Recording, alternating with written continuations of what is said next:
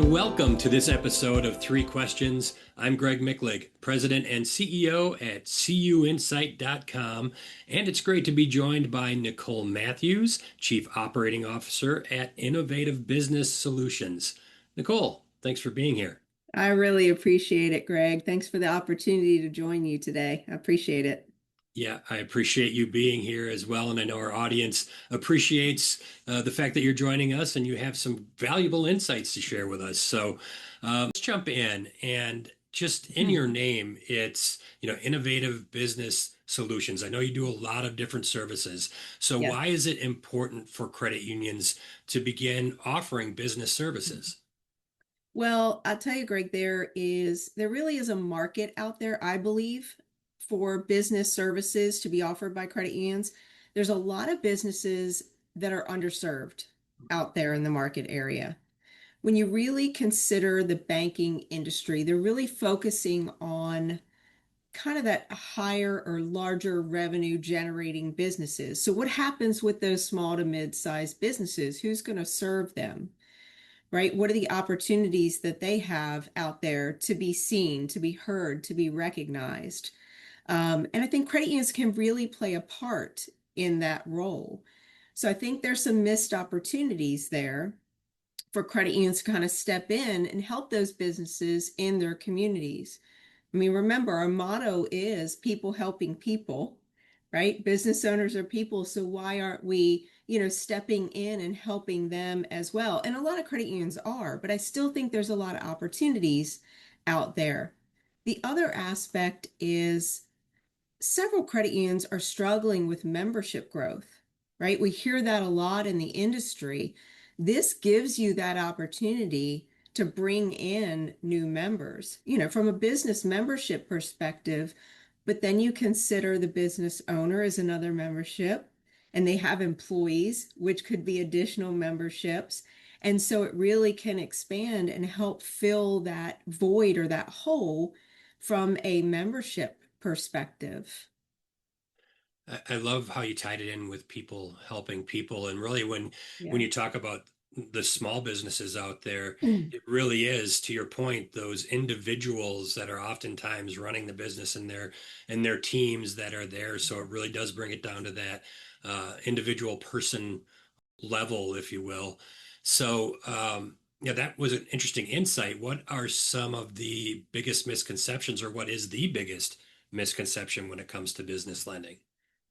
I'll say this, I think it's hard to narrow it down to one. I think every credit union maybe has a misconception that might be a little bit different. So I think that there's too much risk, right, in the business area.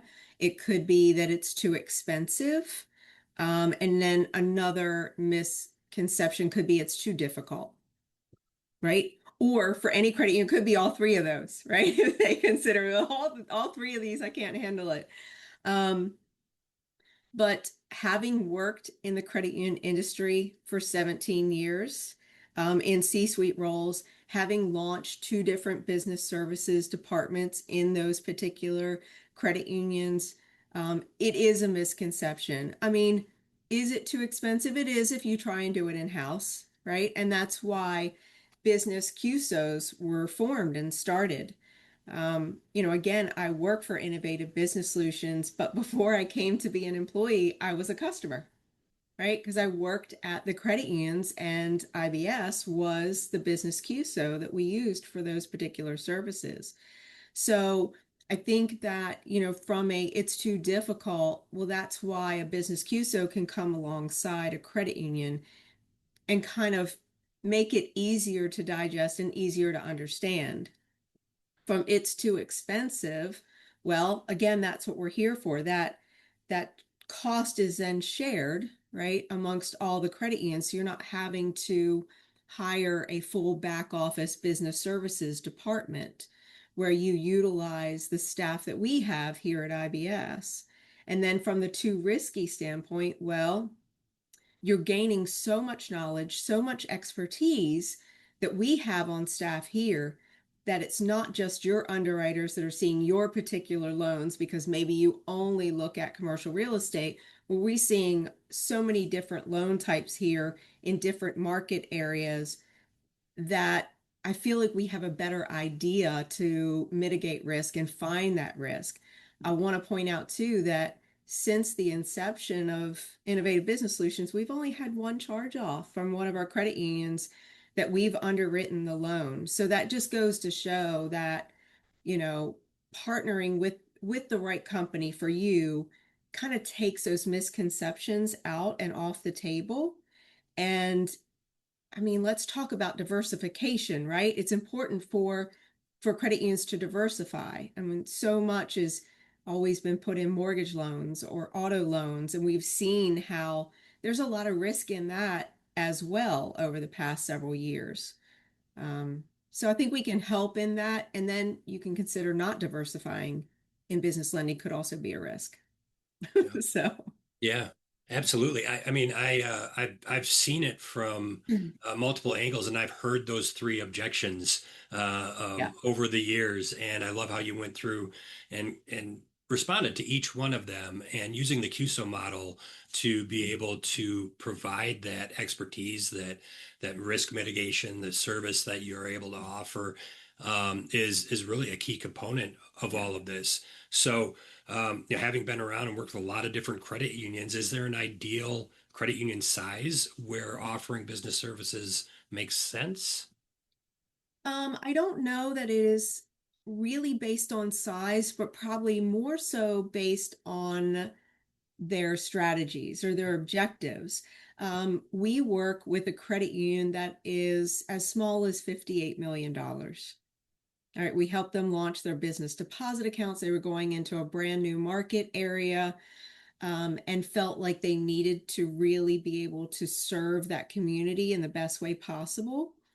And then we're having them partner up with another commercial loan officer that also assists other credit unions. So we've got some shared models that we can do, again, to kind of offset the costs that they would particularly have in that situation. But we also work with credit unions that are almost $2 billion. And so maybe they have some in-house, right, credit analysts, or maybe they have their full services built in-house.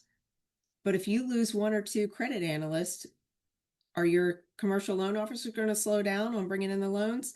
No, because they have goals, right, that they need to hit. So in those areas, we can kind of help with overflow, right? Things of that nature, or even do a full commercial loan portfolio audit or review to make sure everything looks good the way it should look, right? Or give you ideas on how you can mitigate some of the risks that you might have in the portfolio.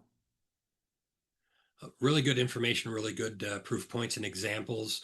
Thank you, Nicole. It's been a pleasure to connect with you. Once again, we were talking a little before we hit record that we'd seen each other recently at the NACUSO conference, and Right. it's good to see you again. And I appreciate you taking the time to join me. Wonderful. I appreciate it, Greg. Thank you for the opportunity to share some of our insights and our knowledge just to help the credit union industry as a whole. Absolutely. And want to also say thank you to all who tuned in for this three questions video interview. We'll see you next time. Thank you.